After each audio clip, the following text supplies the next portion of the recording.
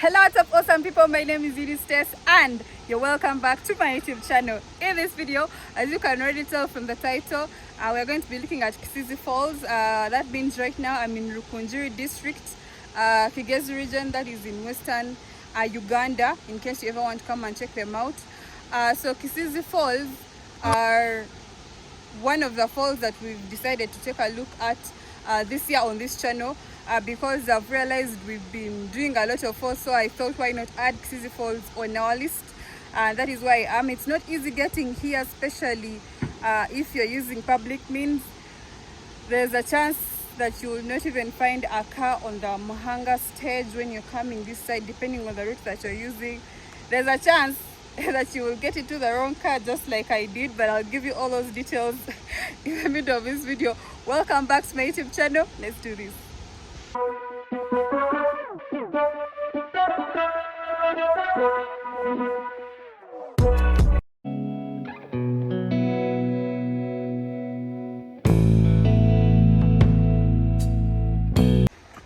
So the disadvantages or the advantages of being a solo traveler.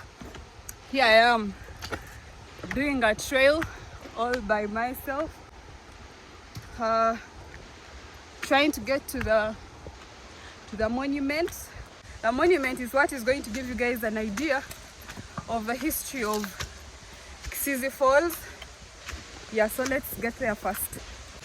So this is the Kisiizi Falls monument, which depicts a transformation of hope from despair. So a long time ago, Wachiga girls who got pregnant out of wedlock, that is before marriage, they would be held by their own brothers and thrown into these falls where they met their death. So one day a girl who was undergoing this brutal punishment clung onto her brother, and they both fell and died. So that is how the act was called off. So Kisiizi Falls from then has become one of the major tourism destinations in Kisiizi. And yeah, so this is what this monument stands for. I don't know if you can see very well. So that is the girl being thrown off the cliff. Then, you know, those are boys, and I don't know if it's clear enough, so they would be thrown down. So this time when it was happening, the girl clung onto the brother, and they both fell. So that is how the whole thing stopped. So finally our falls are here. That is Kisiizi Falls. So the beautiful Kisiizi Falls lie on Chabamba River, a few meters from Kisiizi Hospital in Rukungiri district, like I already told you. Rukungiri actually borders with Kabale district. Yeah, so every time you're in Kabale, feel free to connect and come this side. These falls are about 27 meters high.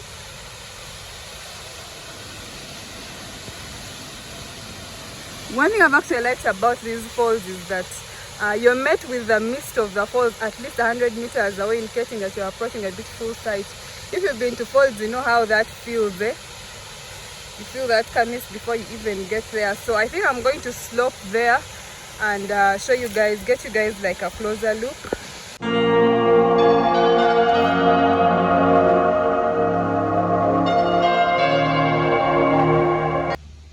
So for you guys that have been on my channel for quite long, you know that story kind of sounds similar to the story from the other from the Lake Bunyonyi Punishment Island story that I did before. For you guys that missed it out, I'm going to link it up here so you guys can check it out. So like I promised you, I'm going to slope down there and see if I can get a closer look.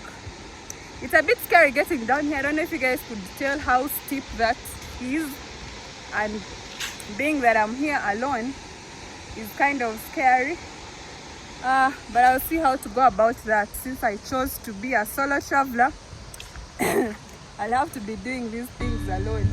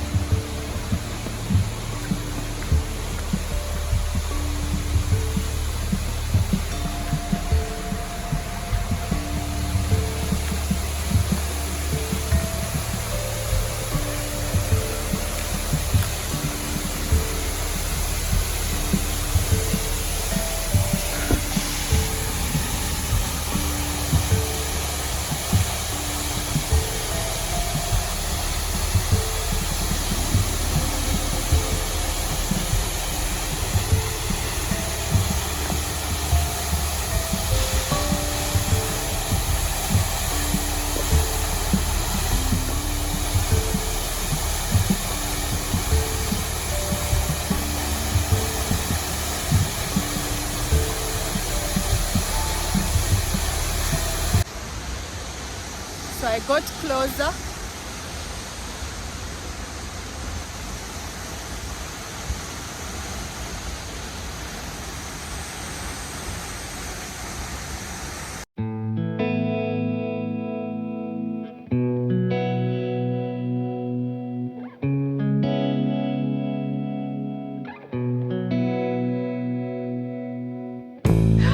I've just finished like a whole session of taking pictures of myself and all. So in case I didn't tell you guys, the entrance fee is 5,000 Ugandan shillings.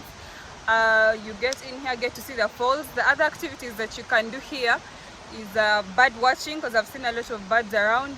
Then of course the forest walk. This is only like quarter way the trail. You can still go all the way up. When you're up, they call it a sky trail.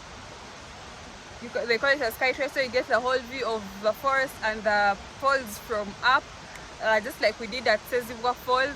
And then the Kisiizi Hospital. By the one thing, people that have not been here might not know is that the falls are near Kisiizi Hospital. That is how I was actually able to tell where exactly the falls were. Because if you don't know this place, trust me, you'll get to where the cars stop you. Especially if you're using public means, and then the people will try to bring you here on, you know, boda on a bike, whatever you guys call it in your language, in your country. They'll try to bring you here, yet it is just a walkable distance. Even me, who was tired, I could walk up to here. I told you guys I got, well, it wasn't in the wrong car, but the guy kept on saying, okay, he was like on phone. I don't know who he was talking to, because the whole time I was confused. I told people in the car that I was going to Kisiizi. Then I explained to them I was going to the falls. Actually, I told them hospital, because I knew, anyway, I knew that from a friend who stays this side. He had ever told me that the falls are near the hospital. So that way it was easy for me not to get lost. So the guy is on phone, and the whole time he's talking to whoever he was talking to, and he keeps on saying, like, I'm not going to pass by Kisiizi. So the whole time I'm confused. So if he's not going to pass by Kisiizi, me who is in the car going to Kisiizi, what am I doing? I was so confused. So after the call, I asked him, I'm like, man, me, I'm going to Kisiizi. If this guy is not going there, I mean, I'd never been to Rukungiri. I'm like, if you're not going to Kisiizi, then you better get me out of this car and I find wherever it is I'm going to. So he's like, no, I was just talking to someone, but I didn't want them to know that I was coming this side. The whole time my anxiety was up here. And every time you're going to Kabale and you pass by Muhanga, you tend to think that, because when you see that the Kisiizi Falls poster, it's as if the falls are like 30 minutes from there. Oh God, do you know it took us 2 hours? 2 hours from Muhanga to Rukungiri. I didn't even know it was going to take that long, because when I checked my Google Maps, it was showing me 54 minutes, but it took us 2 hours to get here. And actually, now that I talk about the 2 hours, I have to, you know, finish up here, because I have to go to Mbara. I left Kabale today in the morning. I have to go back to Mbara, then because tomorrow I have to go back to Kampala. But otherwise, guys, thank you so much for watching this video. And in case these are the kinds of videos you guys love, always let me know in the comment section. And some of you asking me how to support me. I had issues with my PayPal. First of all, in Uganda, PayPal is not it's not supported.